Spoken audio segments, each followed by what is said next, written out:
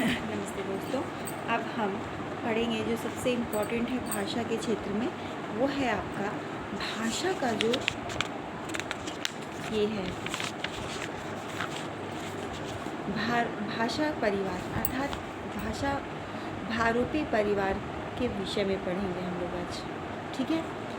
भारूपी परिवार को Indo Germany आर्य परिवार, भारत हित्ती परिवार के नाम से भी जाना जाता है।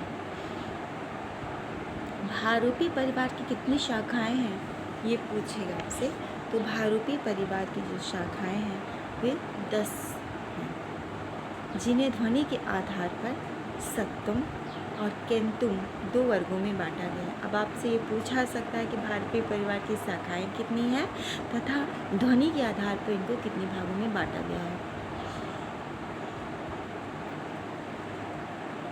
सत्तम वर्ग में कौन कौन सी भाषाएं आती हैं और केंतुम वर्ग में कौन कौन सी भाषाएं आती हैं, भैया ये भी पूछता है कोई भी।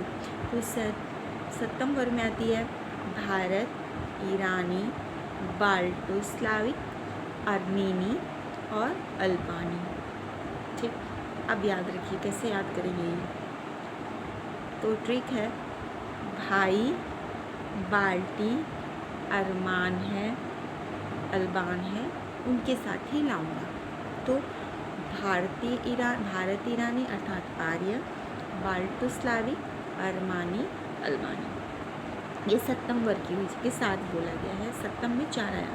केंटुम में आपके आएंगे 6, जर्मनी, क्वाल्टी, ग्रीक, तुखारी, हिटाइटी, इटाली, ये 4 आएंगे, 6 आएंगे इसमें। तो समस्या कहाँ उपस्थित होती है? समस्या उपस्थित होती है कि हमसे कैसे क्वेश्चन इस पार्ट से आएगा। इस पार्ट से क्वेश्चन ऐसे आएगा कि सत्तम वर्ग में कौन सी भाषा है, केतुम वर्ग में कौन सी भाषा है। तो आप केतुम वर्ग की भाषा को ऐसे याद करिए कि वो डिवाइडेड रहे और सत्तम वर्ग की भाषा डिवाइडेड रहे। शाखाएँ कितनी हैं परिवार की? 10 हैं और इनका ध्वनि के आधार पर 2 भाग किए गए हैं, सत्तम वर्ग और केतुम वर्ग। डॉक्टर ग्रेसर ने भारत ईरानी के 3 उपवर्गों का उल्लेख किया है, जो कि इतनी इम्पोर्टेंट लाइन ये नहीं है।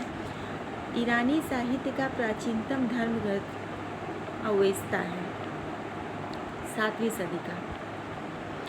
अवेस्ता को बैक्ट्रिया की राजभाषा होने के कारण प्राचीन बैक्ट्रियम भी कहा जाता है। कुछ लोग भूलवश अवेस्ता का चिन्ह भी कहते हैं। ठीक, एक चीज़ अभी जो बोलने जा रहे हैं इम्पोर्टेंट, वो है कि दर्द शब्द का अर्थ क्या होता है। दर्द मतलब क्या? वो दर्द नहीं जी, दर्द इसका अर्थ होता है पर्वत। अब भाई कहीं से भी क्वेश्चन आए तो दर्द का अर्थ मतलब तो ये जानना पड़ेगा हमें। तो दर्द का मतलब हुआ पर्वत। इसका प्राचीन नाम क्या था? पैशाची प्राकृत। प्राचीन नाम पता होना चाहिए कि इसका प्राचीन नाम क्या था। दर्द भाषाओं का क्षेत्र कहाँ था? पामीर का पश्चिमोत्तर पंजाब था। बट कहाँ का? पामीर और पश्चिमोत्तर था।